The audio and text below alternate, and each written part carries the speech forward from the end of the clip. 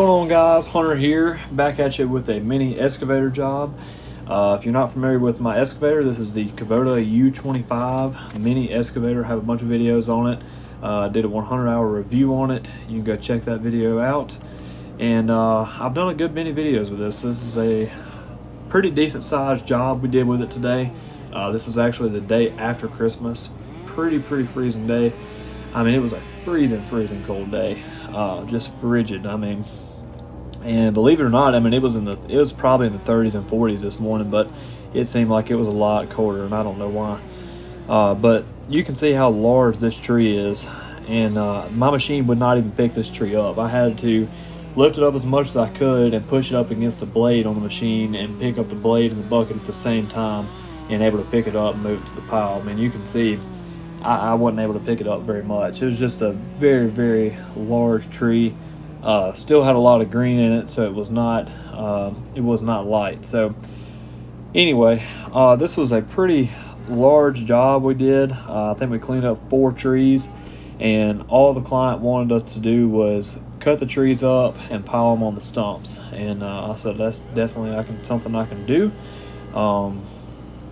And we've been waiting to do this job for probably 2 or 3 months between the excavator being serviced, and then we had probably, I'm gonna say, about a month of just straight rain, and there was no way we were going to be able to do this job when it was that wet and everything.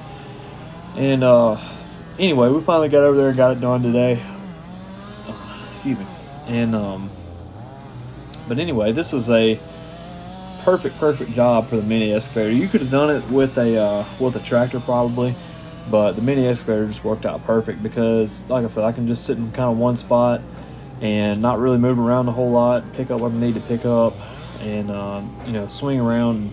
There was a lot of times that I could take the blade and I could push the debris into a pretty decent pile and then grab it with a claw, put it in the pile, and just do it like that. It worked out pretty good. But you can see the butt of this tree right here is just massive. And the machine wouldn't pick that up either, and we actually had to come back and cut that piece in half so that I can move it into the pile better, because you can see I just can't do nothing with it without tearing the machine up or anything like that.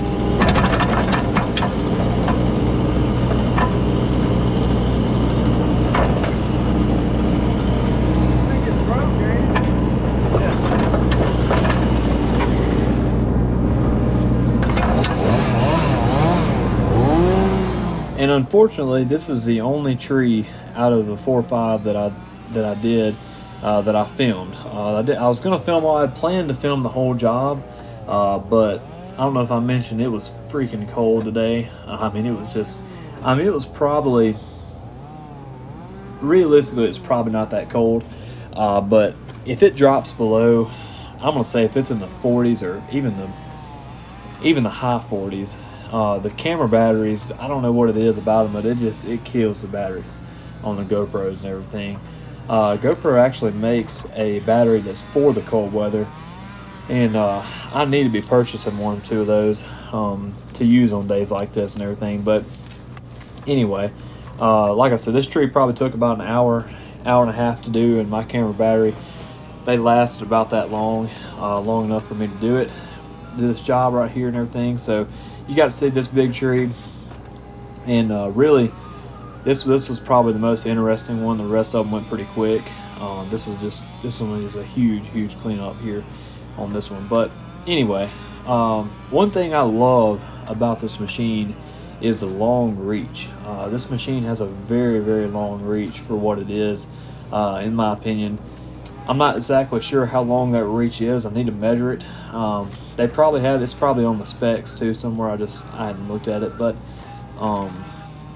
has a super long reach. I mean, you can just about sit in one spot and clean up the whole area around you and everything, and never have to move. And so basically what I'm doing right here is just kind of piling everything up. Like I said earlier, I like to get a big scoop, so I'm kind of just sitting everything where I want it, and then I'll come back in a minute and grab it all up and put it all in the pile.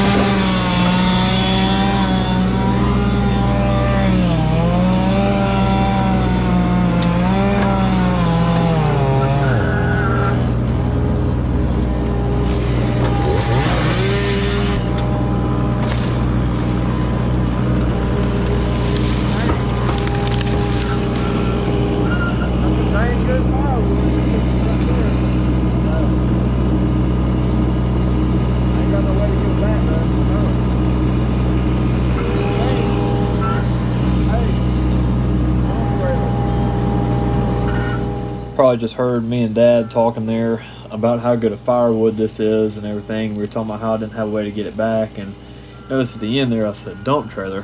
The reason I said that is our dump trailer is actually getting some work done on it right now. We've got somebody doing some work on it for us. They're putting a new jack on there. The jack quit on us the other day, and getting new tires put on it and a new battery put in there. So we should be good to go when we get it back. Hopefully we'll get it back pretty soon.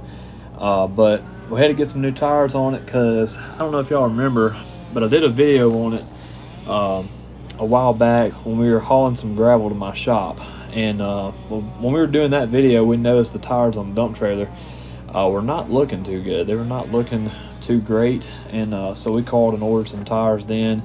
And that's been a few months, and we've been kind of waiting on the tires to get here before we went off and did anything, because we didn't want to get off somewhere and have a blowout or anything like that. And so I don't think we've put tires on a thing since we've had it either. So it's a good thing we're putting some on there, and hopefully this set will last us a good long time. But anyway, I just wanted to mention that so y'all would understand what we were talking about there. But I think when I get the dump trailer back, I'm probably going to come back out to this job and get some firewood off of it, because I talked to the homeowners and they told me to get as much wood as I wanted off of it and everything. And I believe this is a red oak tree, and man, this stuff just splits really, really nicely. So sometime in the spring, or maybe even in the next couple of weeks, if we get the dump trailer back, I may go back out there with the mini excavator and the dump trailer and get some of this wood and haul it back.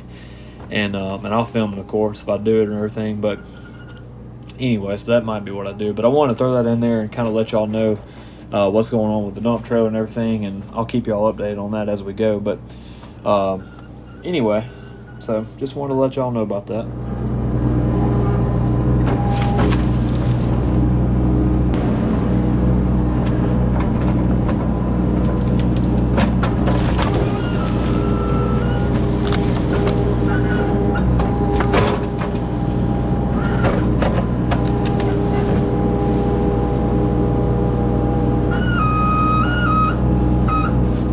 Y'all probably wondering what that noise is right there when I was curling the bucket. What that is, that's the hydraulics on the hydraulic thumb there.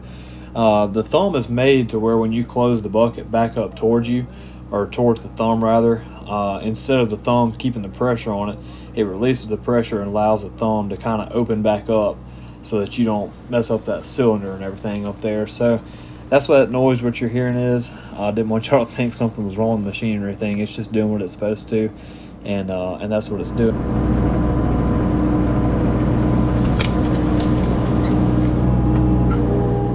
And speaking of that hydraulic thumb, I could not have done this job without that hydraulic thumb. I know I talk about that a lot, but I mean, really and truthfully, I don't know why you would buy a mini excavator without the hydraulic thumb, unless you're going to use this machine for strictly digging. And even at that point, I believe I would still get the thumb, because it's really not that much more to get the thumb. I can't remember how much it is exactly, but I remember it's really not that much more when you look at what you're going to spend on the whole machine. Anyway, you might as well go ahead and get the thumb. But just want to point that out, because I'm telling you, that thumb has been a lifesaver for me. And I really, really recommend, if you buy an excavator of any sort, to get the thumb. My only beef with a thumb, with a hydraulic thumb there, is the way the one on the Kubotas are made. I like it, but it needs something a little bit more. It doesn't grab very good. I ran that Bobcat mini excavator in that video earlier, and you have to check out that video. We did some erosion work on a bank, and I ran my buddy's mini excavator. His is a lot bigger than mine, but it's a Bobcat. And the Bobcat thumbs are a lot different than the Kubota thumbs. And so the Bobcat thumb has kind of like a claw on it.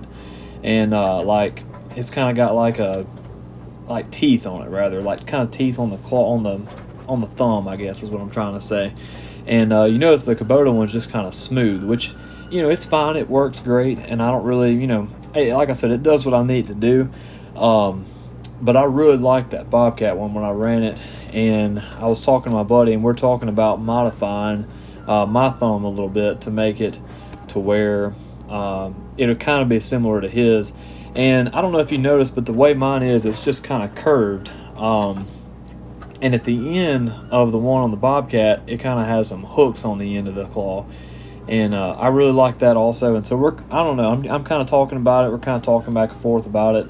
And I might be doing something to it, and there again, I might not. I really don't know what I can and can't do to the machine where it won't mess up my warranty or anything like that. So that's something I want to check into before I really go just happy and cutting everything and whatever. But like I said, that's something I'm thinking about. You can kind of let me know your thoughts on that in the comments, or if you have any ideas for it, or if you've done anything like that. I'd love to hear about it. But anyway, just wanted to point that out. But I'm telling you, this thumb right here has been a lifesaver for us, and you can see, I mean, you could not have done this job without it. I mean, the excavator would have been useless at this job if we had not had the hydraulic thumb on there. But and I knew whenever I bought this machine that I wanted a hydraulic thumb on there, or a grapple or something of some sort, because like I said, I've seen other machines run with it, and I've seen what they can do, and I knew that when I bought one that I needed the thumb, or else, you know, you weren't going to be able to do what you needed to do.